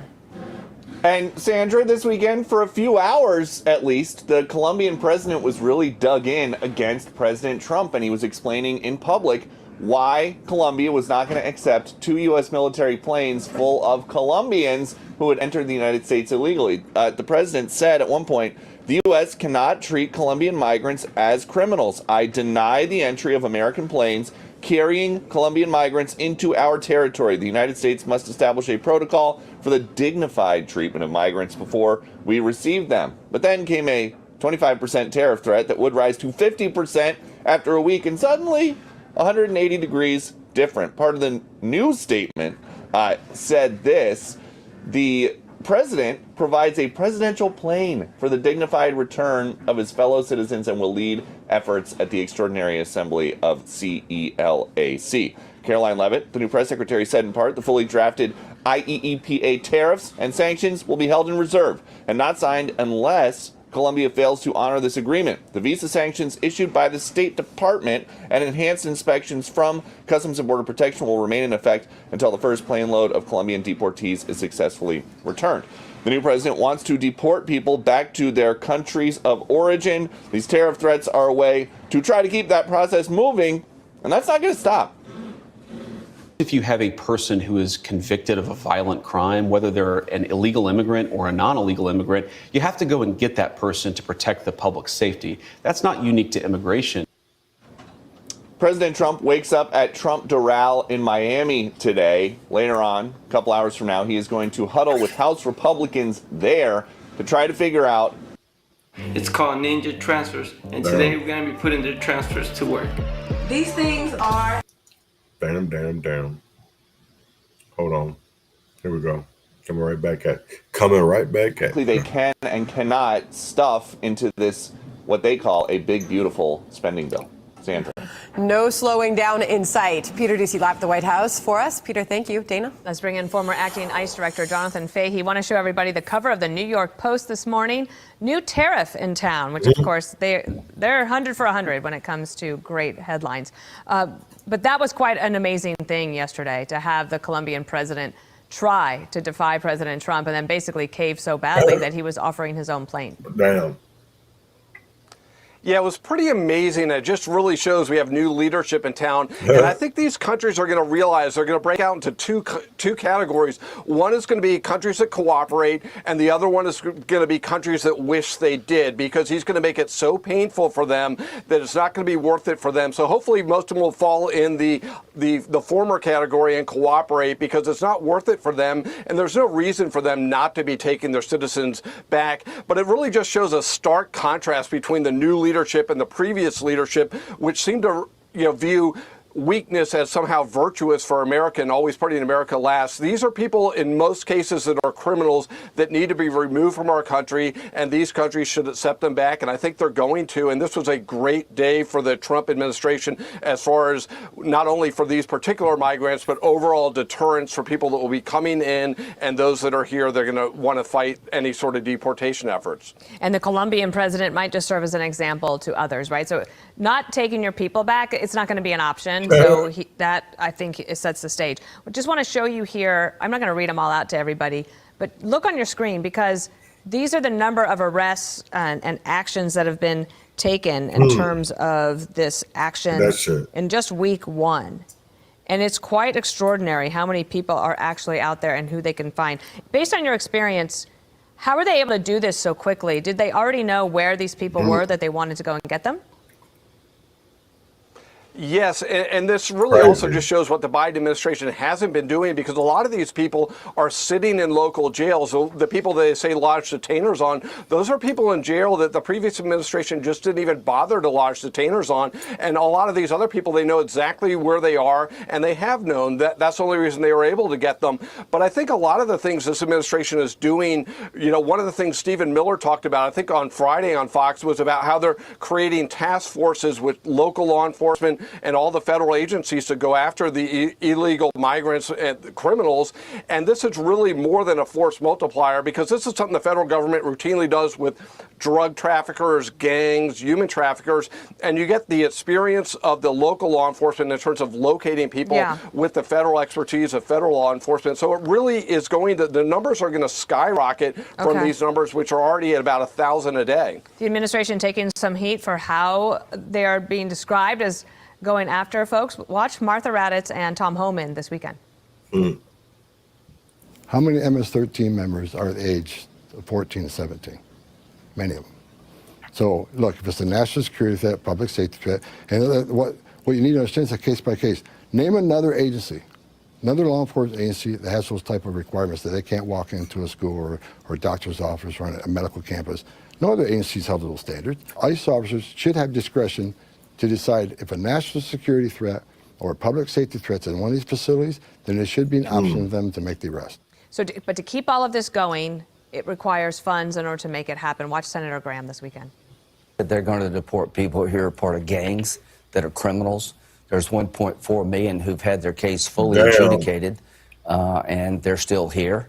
There's about 680,000 convicted of serious crimes. To my Republican colleagues, particularly in the House, as we fiddle, our immigration plans are hitting walls. We're not building walls, we're hitting walls. Last word to you about that point. How quickly do they need these funds in order to keep doing what they're doing?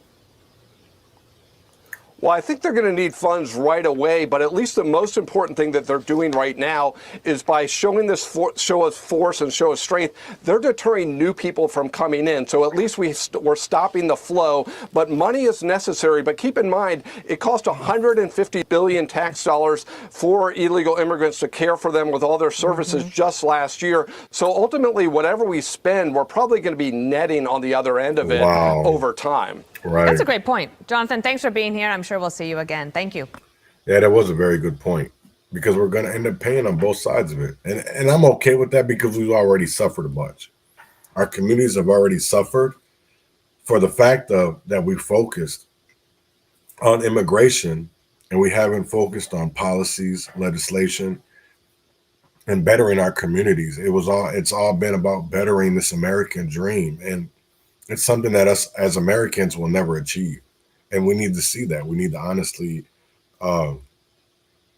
see it, that dream, even though Martin Luther King, a speech that he didn't actually write, it was Barnyard Rustin and two Jewish white men that were part of writing I Have a Dream speech. So it wasn't all Malcolm's words. So that's why I can see it, that it's not honestly Martin's dream, because that dream has turned into a nightmare because it wasn't done right.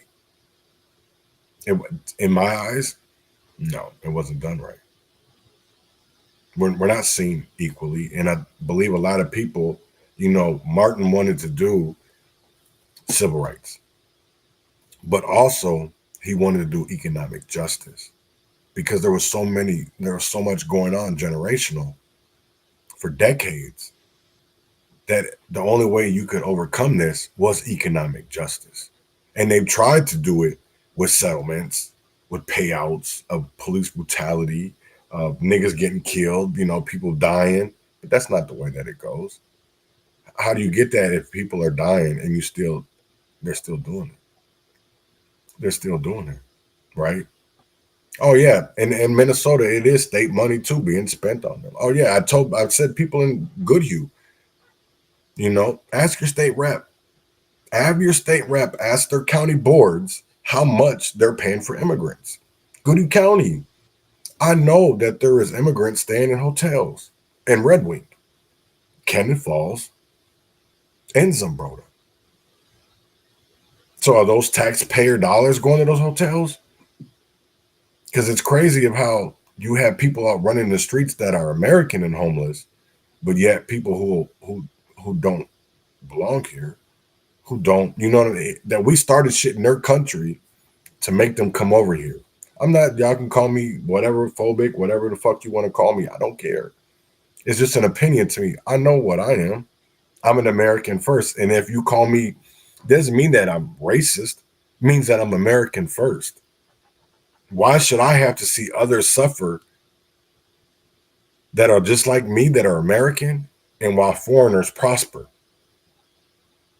So if y'all can't understand that there's this office of new Americans is to replace old Americans, right? Why do you think all these people out here have a driver's license that can't even fucking drive? You had niggas that came over here riding camels and donkeys to driving Jaguars and Bentleys. The fuck out of here. What kind of brake system do you have, nigga? Because we have ABS over here. You ain't got to keep on going to the silversmith, putting on new hoofs. Normally we have mechanics. These niggas over here, even the women. Why do you think you see so many people over here on the highways? And they look scared. It's for a reason, because just last week they was driving a donkey or a camel, and now they driving a Benz or Bentley or a Range Rover, Chrysler. Come on, damn well. They're just like the whole thing with these trans. I'm not saying go get y'all's. Why is it that we have so many people that all of a sudden it was when George Floyd passed away, when he got killed, it was Black Lives Matter. And now y'all use every opportunity to turn somebody doing wrong into a hate crime instead of wanting that person just. Here's my thing of it is, man, and I'm continually going over it again, is a lot of individuals did not do hate crimes. They didn't kill a trans person because they knew it was a trans. You seen a man dressing up as a woman doing some kind of sexual shit, and when the man found out, because the motherfucker wanted to lie who they were. But so if it's, you don't want to talk about it, you don't want it to be front door business, shut the fuck up. Because y'all niggas be on the down low so much. This is one crazy part for me, right? Is there's so many people that want to call out individuals for doing this, for doing that. Listen here. Y'all have how many people in this so-called fucking movement that are on the down low? Y'all got out here niggas putting wine bottles in coochies. You got niggas out here coming out of North Minneapolis with other niggas that think they're female. And then, it's just their, and then when people call it out because it's on the down low, well, that's their sexuality. That's their sexuality. No, niggas got to live a certain way. They got to be a certain way. Because most of these motherfuckers around here, these leaders, Lavish Mac, Brandon Tullock, put on a dress to portray that they're women, and these niggas want to act like they're buff men. Nigga, get your bitch ass out of here. You a whole bitch. And then we have people like Elle Flowers, or Lisa Clemens, or UMCT, TC, whatever the fuck they want to call themselves. They fuck with us. Why? Because they ain't shit. Them is niggas that don't give a fuck about us. They never will give a fuck about us because they care more about money. They care about money and fame. Money and fame, not change and reform. They don't care about the consent decree is not going to get passed in Minneapolis. They don't care about that. They don't care about niggas is getting beat. You know why? Because they've already got their reparations. Right? So when people come into our community and they're talking about their story and their glory, people don't pay attention because of the fact that you have so many people that are paid to look the other way. To look the other way. So why do they care? Why should they care? I will never understand that. I will never understand that. Damn, that's a lot of people. Holy shit. I ain't never seen this many people on here for this long. But whatever I'm talking about, whoever shared, Twitter, whatever, man, thank you. Y'all just boosted me up to almost 100 people in here. It's been almost 70 people in here for about 30 minutes. God damn, that's crazy. Thank you. I appreciate that. Because it is. There's so many people that are disfranchised. You know, there's a meeting tonight that is Mower County Republicans, that is GOP. You know, I feel myself as disfranchised, right? Because I will tell you like this. Niggas that were in Stillwater with me, right? Eliza Dare. I say names around this motherfucker. Eliza Darris. You know what I'm saying? Niggas that because their politics are a certain way, niggas fuck with them. Because they're pigeon ass niggas, they're blind ass niggas. You know what I'm saying? Because how can it be that a person, even with Kevin Reese, all of them, how can y'all be out here talking about y'all fighting for innocent people and y'all to like church mice? But then when you go through 990 forms, you see that you're getting grants from the city, from the state, from the Minneapolis Foundation, from the Wilder Foundation, and then you're seeing these board members being on city councils, park boards, committees, even at the state, representatives, you know, senators, and then you understand are former police chiefs, former mayors. So then you understand why. You know, that's the crazy thing is like somebody was talking about Jazz Hampton, I believe his name is, right? He black dude. Supposed to be a black dude, you know, dude did turn signal, did all these other things, but honestly, nobody really knew him. So there was a question that was put out here in the Twitter world about Jazz. Nobody knew him. Not even the fakest ass motherfuckers, Lisa Clemens and Jerry McAfee and them. They didn't know him. But yet, when white people dug into him and seen that, oh wait, he was in an internship with R.T. Ryback. He worked for the Minneapolis Foundation. So he's a Minneapolis Foundation baby.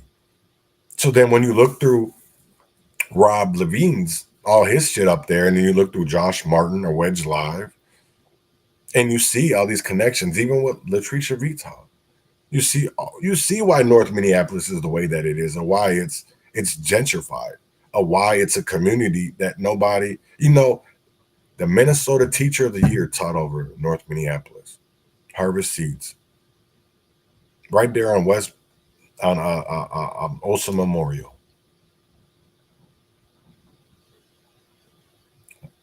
That was covered up for a long time. That nigga was going on to the suburbs to teach. But they don't care because it happened to a black girl. It happened to a black girl in a poor community that came from maybe possibly a broken home. I don't know the situation. So I'm just saying, that's reason why they don't care. Because it's already fucked up. So why would they try to make it better? Because at the end of the day, they're a part of it. Just like with the Feeding Our Future shit. You want to go at all the Africans and the Somalians and shit, but you don't want to go at the elected officials. You don't want to go after the black people that did the same exact shit. You don't want to go after sheriffs like Bob Fletcher, who has connections to Feeding Our Future. But because he is who he is, they put this nigga on a pedestal. And see, when we see y'all keep on putting these false prophets as gods, and they're not. And see, y'all looking at these prophets as prophets, and I'm looking at them as PORFITS, prophets. Because y'all labeled them, not God. Money labeled them. So there's a difference. And now I understood where Jewel was talking about certain things of when it came to some of these men that were pastors. Because God didn't anoint them. God didn't anoint them. Somebody else anointed them to be a pastor. Because you got a whole bunch of church motherfuckers that call themselves pastor, that call themselves reverend, that are out here doing the same exact shit that put them in prison. But yet they put a holy name behind it and makes it all better. And because we believe that it's right, it's okay to do. No, it's not. It doesn't happen that way. That's crazy, and we need to honestly do something about it. And it's okay. I know people are scared. They don't want to lose their jobs. That's how they make their money. So you're going to continue on allowing that principle to keep on doing the little things he do to Little Diddler. The same thing with Diddy. That's why Don Richards only came out now. Because so many people are talking about it, are getting that power. And there is some people that don't believe it. But there is others like, preach, Queen, preach. Because we understand it. No Diddy. We understand it. We understand that Jay-Z, Diddy, and others have been sold their souls. Have been sold out their communities for their love of money. It was never about us. That's why they only speak up when it benefits them. When it benefits them, they don't benefit when it benefits. They don't speak up when it benefits all. They only speak up when it benefits them. When it benefits them. When did Kodak Black love Donald Trump? When a nigga got him out of prison.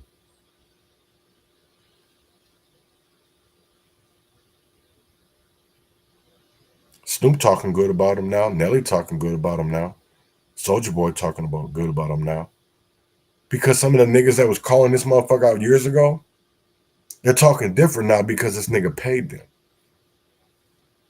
So there's a difference when you're a paid entertainer, celebrity to talk about people. Your words are going to be different. They're going to be way, way different. They're going to be way, way, way, way, way, way different. So that's one thing that I definitely I have to say, right? And we're almost here. I've almost been here 2 hours. But I do have new exciting coming up next month. Like I said, we are the new media. We are the new revolution. We used to say it was going to be televised. And I believe that that's how everybody's seen Rodney King. That's how everybody's seen that it was Emmett Till, Carol Bryant. But now it's the revolution in social media. The revolution is Facebook, Instagram, Rumble, YouTube, Spotify, Apple Music. It's not, you don't have to go out to a record store and get the revolution, because it's right there in your hands. It's right there in your hands. It doesn't matter if it's Wikipedia, if it's ChatGPT. But as long as you are educating yourself to get the truth, why should it matter? Why should it matter? Because we covered a lot today, from Democrats ducking accountability to Marxist hypocrisy to the real impact of ICE policies. There's a lot to unpack, but I want to hear from you. Hit me up on social media, drop a comment, or send me a DM. Are Democrats hiding because they know what's coming? Are fraud measures dead in the water because folks are scared of the truth? And tell me this, what's your take on the racism coming from the so-called woke crowd? Because I've got a feeling I'm not the only one seeing through their bullshit. I'm not the only one seeing through their BS, right? So keep it real, because we're not afraid to speak the truth, no matter how uncomfortable it makes people. Even if you're tired of the same old narrative and ready for some unfiltered, gritty, and unraw truth, you're in the right place. So until next time, stay sharp, stay informed, and remember, the truth is out there. You just got to know where to look. You do. You have to know where to look, man. You got to know where to look, right? Because we're being led one way by the DFL, by the GOP leaders who discuss what has been going on in the Minnesota House, but it's all on how these people interpret it. So do they see it as a Democratic, or do they see it as a Republican? Right? We talked about the black men who made the Twin Cities. We talked about Billy Williams, the black men who built the Minnesota State Capitol. Do they talk about them? No. We talked about A.K. Kamara, how he does sensationalist when it comes to niggas out here being a Marxist, even racism, being sensationalist about racism, making jokes about it when it actually hurt people. And we were calling it like it is. We talked about anti-fraud, because that push is important. You know what I'm saying? There's a lot of systemic issues in addressing fraud in our communities. And we need to bypass that. We need to bypass that. And we also need to go know what's going on when it comes to ICE, because there is fear being pushed. And it is going to affect our community, our economies, when it comes to tariffs, when it comes to all these other things, because you have to spend money. You paid money to house these people. You paid money to put them up. So what do you think there is going to be to get rid of them? You're going to have to pour money into it. I don't know. I know one thing is that we will never probably fully ever agree on everything together. But I know on one thing we all care about. Most people care about their communities. They don't care about, all the bullshit and, who's fucking who and who's doing who. They don't give a fuck. They don't give a fuck about none of that. What they care about is, what are you done for your community? We don't care who you fucking. We don't care who you're screwing. We don't care who pussy you eating. We don't care about who dick you sucking. We don't care about who booty you fucking or who pussy you tangling with, right? What I care about is, how are we going to make our communities better? Because what happens in closed doors is none of my business. It's really none of ours. Nobody's. That's between you and God. I'm not God. I'm not an executioner. I'm not a jury. I'm not a judge. All I am is Chaz Neal, aka the Urban Conservative. And that's all I want to be. So until tomorrow, with that being said, man, win or fail, freedom or jail, Heaven or Hell. And here is Surviving Minnesota featuring Abstract Sam. And I'll see y'all tomorrow, 9 o'clock, same time, same place. Win or fail, freedom or jail, heaven or hell, wish me well. Get by in this cold town, just to get by in this cold town.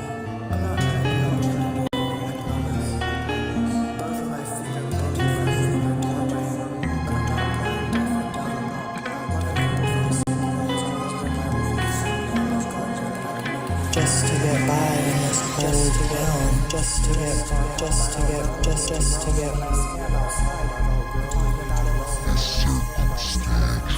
Lord, yeah, in Minnesota, we hustle to survive. Nothing's given. We push through these cold streets where the struggles are given. From the north side to the east side, we push rocks out the back of our homes. We smell the bitterness in the air from dawn to dusk. We're out here alone. We move through life like soldiers on a mission, never backing down. We break our backs, hear the snap of our bones, just to get by in this cold town. Just to get by in this cold town. Just to get by in this cold town. Just to get by in a place where they want us to die. We plug into the system, but the system's corrupt. Spirits muted while the streets talk, rumors erupt. We were survivors, turned into consumers, just to survive the winners. We get by, just to get by, keeping our heads high when the sky's filled with lies. Just to get by in this cold town. Just to get by in this cold town. Just to get by in this cold town, in a place where they want us to die, in a place where they want us. Ask why some live in trailers, cuss like sailors, struggling to stay afloat. I paint pictures with words, like a street poet, spitting truth in every note. My grandma raced through cribs on her own, help in sight. I think about her grind, find strength in myself, day and night. These words burn in my mouth, hot like sails down south. Before my brother bailed me out, we were just trying to get by. Just to get by, just to survive, we do or die like Bed-Stuy under this cold red sky. We keep it G, safe for show, for real, and keeping it lit. It's so easy to grab a shorty, smoke trees, and sip that fifth. Just to get by in this cold town. Just to get by in this cold town. Just to get by in this cold town, in a place where they want us to die, in a place where they want us to die. Just to get by in this cold town, just to get by in this cold town, just to get by in this cold town, just to get by in this cold town, in a place where they want us to die, in a place where they want us to die. I'm not trying to abandon you, I promise. Both of my feet are planted firmly in your doorway, but I'm not blind, deaf, or dumb. Loving people for the sake of it has always been my rule of thumb.